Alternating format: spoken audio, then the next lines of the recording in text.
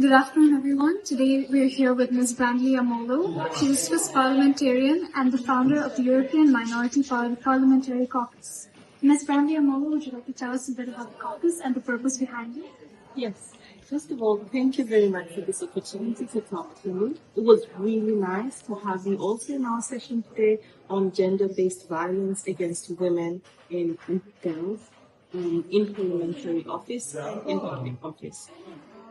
And that is actually the reason why we decided to launch the European Minority Parliamentary Caucus on 2nd of May this year during the Working Group of Experts of People of African Descent conference. Because I realized as a minority parliamentarian, what I go through because of the different intersectionalities, be it religious, ethnic, race, sexual, disability, the different intersectionalities, what I go through is the same thing. A woman who's also an ethnic minority, religious minority, disability, sexual minority in another country, be it Spain, France, Italy, Africa, the US, it's the same thing they go through. So I thought if we could bring together minority parliamentarians in Europe, then we could exchange ideas like peer to peer, and we could just sort out best practices and learn from each other, because we don't always go through these kind of discriminations at the same time. Like recently we had the anti-abortion bill that started out in the US and it came quite late towards Europe. Now, if we had already had this network of minority parliamentarians, we would have been able to reach out to our peers in the US and ask, okay, when this bill was launched and they were trying to do the anti-discrimination bill to pass it, what did you do against it? How did you deal with this? And then we would have been better prepared actually for when it came to Europe. So the idea behind it is just to build a network where we can empower each other, look after each other, and just exchange ideas. That's wonderful. Thank you.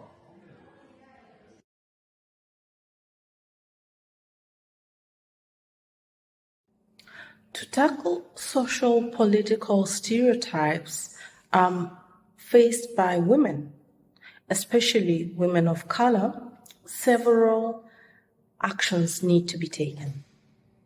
Firstly, it is essential to promote diverse and inclusive representation of women in media, politics, and leadership positions. This can challenge the existing stereotypes and provide positive role models for young girls. Education about gender equality, diversity, and unconscious bias needs to be integrated in the school curriculum. Additionally, creating spaces for open dialogue and discussion can help raise awareness and debunk these destructive stereotypes. Supportive policies, for example, affirmative action, can also be implemented to address these historical inequalities.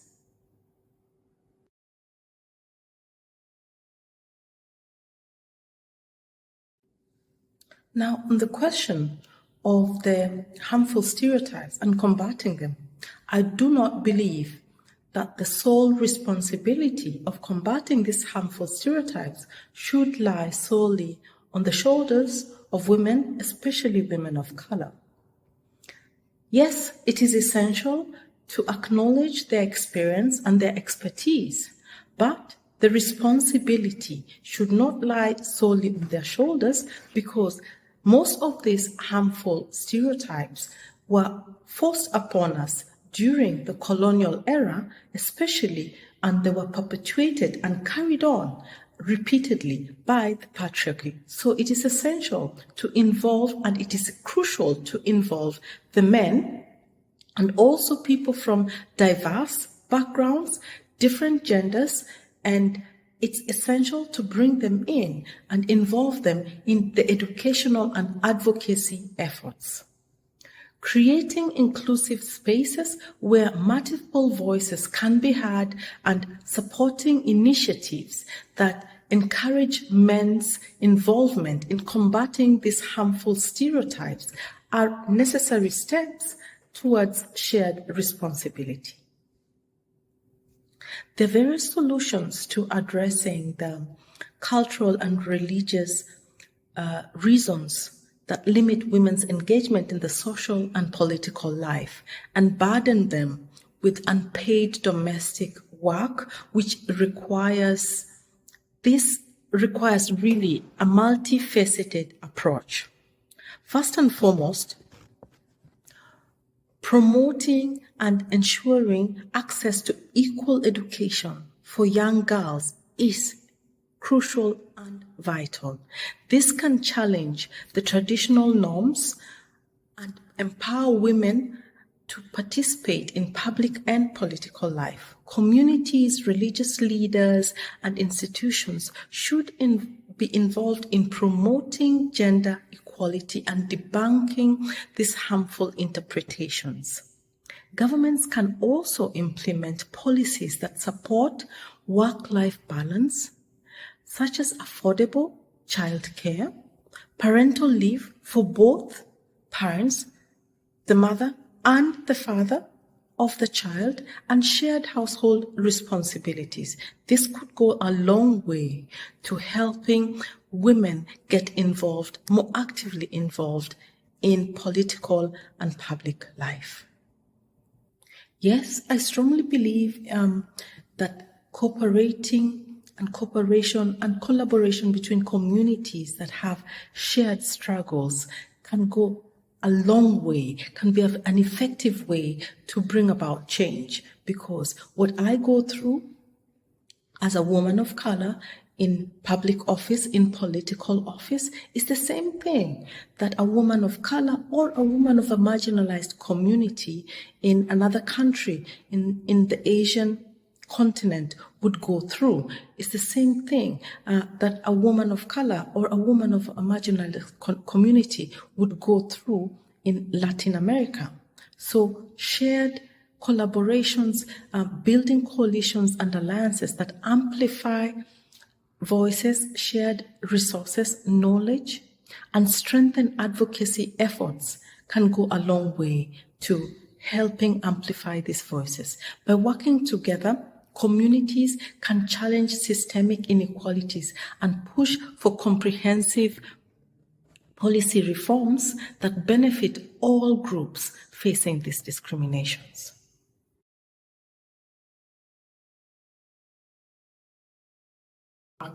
Now, solutions to address cultural and religious reasons that limit women's engagement in social and political life and then burden them with unpaid domestic work requires a multifaceted approach. First and foremost, promoting and ensuring access to quality education for girls is very vital.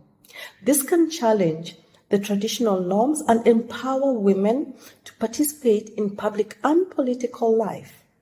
Communities, religious leaders, and institutions should be involved in promoting gender equality and debunking the harmful interpretations. Governments can implement policies that support work-life balance, such as affordable childcare, parental leave for both parents, men and women, and shared household responsibilities for both parents.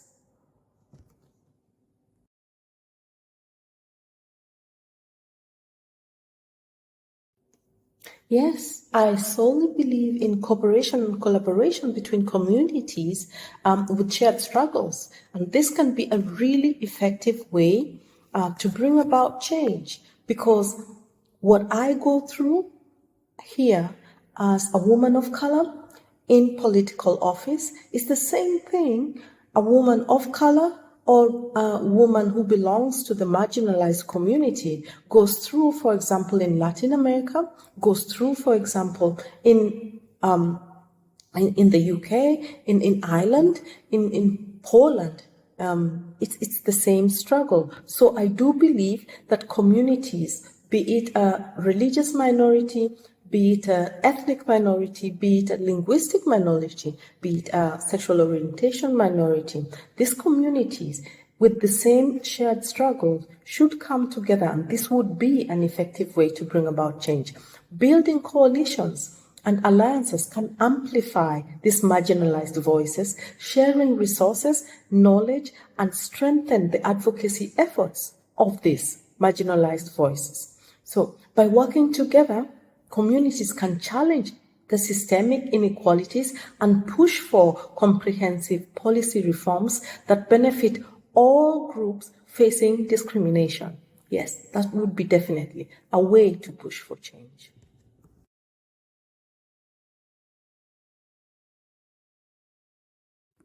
Art, culture, and technology can offer powerful avenues for promoting solutions and restorative justice. Artists' expressions can challenge stereotypes and give voice to marginalized communities and foster empathy and understanding. Cultural events and festivals can celebrate diversity and promote inclusivity. For example, right now there's a movement going on called Afrofuturism, which is used a lot by people of African descent. And this movement, what it does is it uses science fiction and it uses the cyberspace to create positive images of people of African descent. It goes into the past and tries to correct the wrongs that were done there, be it wrongs that occurred due to erasure of our histories. Like there's a movie called Woman King. This is a movie that depicts the Dahomey community, which is a community in Benin that still exists where they only had female warriors. Little is known, or little was known before this film by the whole world about these female warriors or about a lot of queendoms that exist in Africa. So this is another way that we use Afrofuturism to educate, to show our history through our eyes, not the white lens, not the white gaze, but through our eyes in a positive way, and try to give our children, who we believe are our future, a positive example and some hope for the future.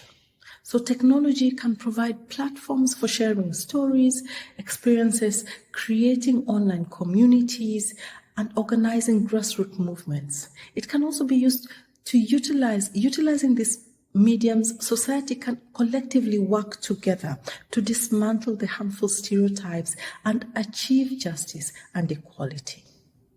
Thank you. Thank you so much, Ms. ndle-Amolo, for your time and your insightful answers to our questions.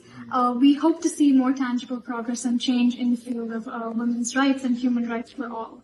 Thank you so much. You're welcome. And I'm sure we will see more tangible change, especially if the European Minority Parliamentary Caucus takes off as well as it has already, because we'll be working directly on these things. Absolutely. Thank you so much. Thank you too.